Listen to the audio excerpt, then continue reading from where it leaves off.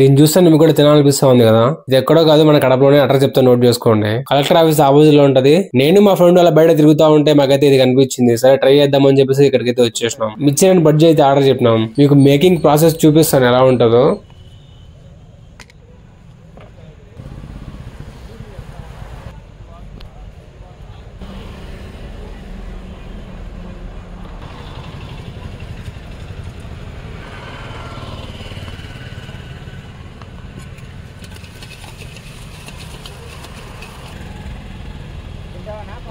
తింటామన్నా బజ్జీ ఒకటి వేస్తారన్నా, ఇంకో బజ్జీ.